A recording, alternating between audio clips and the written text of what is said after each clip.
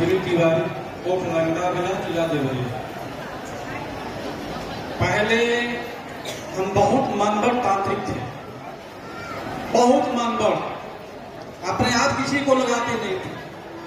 तांत्रिक और शोखा में अंतर होता है।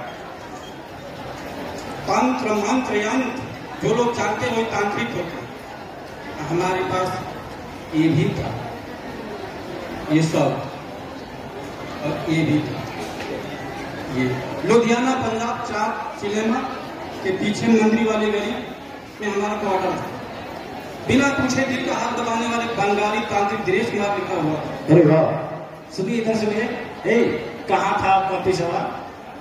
शांत सिनेमा के पीछे, शांत सिनेमा 4 सिनेमा के पीछे मंदिर वाली गली लुधियाना पंजाब। लुधियाना पंजाब जी। तो और एक दिन का समय था जालंधर। ऐसा ही जालंधर बंगाली बाबा तांत्रिक, बंगाली तांत्रिक, चीनी बंगाल जादूगर। चलिए ठीक। उसके बाद घर भी हम आते थे तो हमारे क्वार्टर में ताला नहीं लगता था। लोग आते थे, बैठते थे, पत्रिका पढ़ते थे और पढ़ के चले जाते थे। लेकिन किसी की हिम्मत नहीं कि उसमें से तिनका लेके कोई चला जाए। इतना डर बहुत होगा। और जिंदगी में मैंने किसी का बलि नहीं दिया। चलिए ठीक है, तो दिखाई तो नहीं देगा, लेकिन हमारा सब हाथ फटा हुआ, जात में फटा हुआ है, बलि नहीं दिए हैं।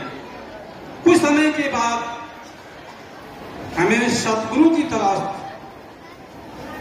तो कुछ लोग वहां से लेके चले गए मथुरा, जय गुरुदेव के पास। वहां गए, 1 हफ्ते रहे, सत्संग सुना, लेकिन हमारा हृदय गवाही नहीं दिया कि सतगुरु बनाओ। वहां से फिर आ गए लुधियाना पंजाब। कुछ दिन के बाद राधा स्वामी के मिशन में गए, वहां भी दीक्षा नहीं लिए। कुछ दिन के बाद निरंकारी में गए, वहां भी हृदय गवाही नहीं किया, वहां भी दीक्षा नहीं लिए। उसके बाद घर आए भी तो हमारे आचार्य गुणेन्द्र जी महाराज, जिसको कांता जी कहते हैं, वो हमेशा कहते थे, क्या कंकाल जी, गुणेन्द्र जी, अच्छा कंकाल गुणेन्द्र जी महाराज और कांता जी, अरे आमाकल, हमेशा कहते थे कि सदगुरु के शरण में चलिए। हम डांट देते थे, कैसा सदगुरु, हम बहुत देखे हैं ऐसे ऐसे सदगुरु, क्योंकि हम तो खुद मनबड़ तांत्रिक थे। वाह, बोले कि एक बार तो चलिए। गए, सत्संग सुने, हमारा हृदय बोलने लगा जैसा सदगुरु चाहते थे। सामने तो अपने शत्रु को देख रहा है, प्रवचन सुन रहा है और दीक्षा ग्रहण। मैंने दीक्षा दी और जितना ये था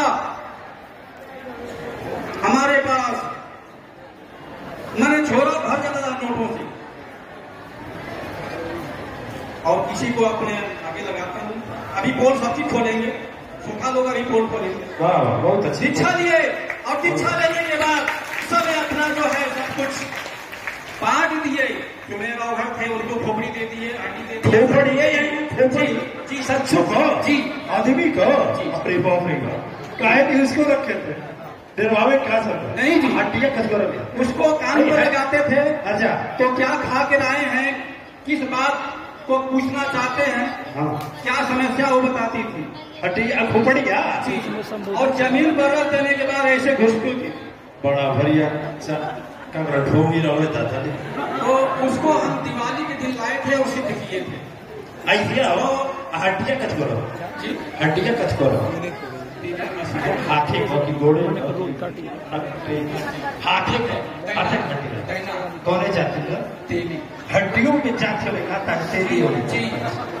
1 नंबर तेली, 2 नंबर राजपूत, 3रा नंबर सब चल जाता है। वाह, तीनों रख लो, तीनों हड्डियां रहा नहीं तो एक ही जाति का हमारे को छोट रख जाना। तो जब गमो जल्दिया खोपड़ी झूठी जो है ये विद्या होता है जादू दिखाने वाला। लुधियाना पंजाब में दरेसी बहुत बड़ा एक गांव है, उसमें 10 दिन मेला लगता है। और मेरठ के मियाँ पासा जी जादू दिखाने आते थे, लेकिन झूठा है, सही नहीं है। जैसे 20 फुट के दूरी पर ये गर्दन काट के रख देना, 20 फुट के दूरी पर, कटा नहीं है, ये झूठा है। लड़की को हवा में उड़ा देना ये झूठा है, कबूतर को गायब कर देना ये झूठा है। ये घड़ा में पानी है, दिन भर गिराते रहिए खत्म नहीं होगा, ये भी झूठा है। यानी ये कला, बहुत से विद्याएं हैं वो हम दिखाते थे लुधियाना फरासी में। और क्या दिखाओ तुम? ये 10 दिन जो है भूत में दिखाओ तुम, बताओ तो नहीं वो हम लोग दिखावा देखा। देखिए भूत पकड़ते थे बोतल में अच्छा बोतल में। ये बताइए कि जो भूत पकड़ते थे बोतल में, खोपड़ी रखे थे, हड्डी रखे थे, ठाकुर राजपूत का, तेरी अमसान का, और किसका? बस एक ही जाकर। अच्छा फिर वो रखते थे तो ये खोपड़िया रखते थे, बोतलवा भूतवा भरते थे। यहाँ ये बताइए कि बहुत से जनता को चूसने वाले, सुनिए, चूसने वाले हैं आप ही की तरह, मैंने आप फंसे हुए हैं। तो यह जनता, अच्छा जो लोग आपको टीवी में देख रहे हैं, ठीक है, वह सभी लोग, वह जनता जो सीधी सादी है, मूर्ख है, और खोपड़ी देख करके, हाथ का हड्डी देख करके डर जाती है, और भूत नहीं होता है तो भी हंसा कर भूत बना देते हैं, सब बोतल में भर लेते हैं। आप भी सब की तो थोड़ा जनता की ओर मुंह करके बताइए कि ये ढोंग है कि सच्चा? शायद इधर ये ढोंग है। चलिए आपकी ईमानदारी के लिए हम आपका स्वागत करते हैं।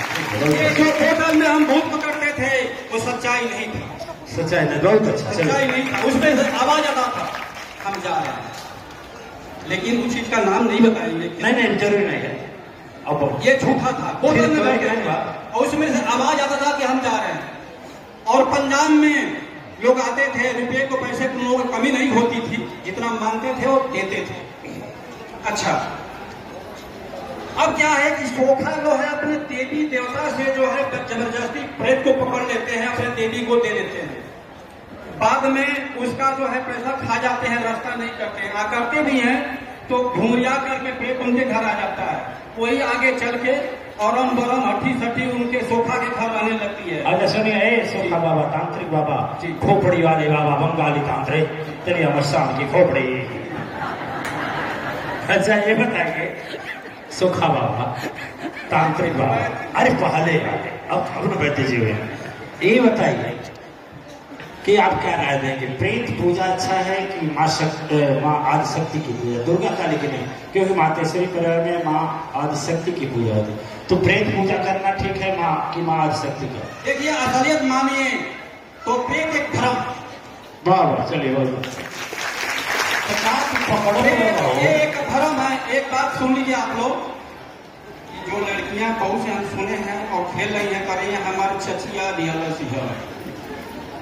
तो ये बताइए चचिया का नाम है तफलनिया नाम अपने चचिया के कारण तो बता दिया, लेकिन उस लड़की या खेलने वाली से पूछिए कि अच्छा वो चचिया के बापे का क्या नाम हो, वो बता दो, नाना लगी।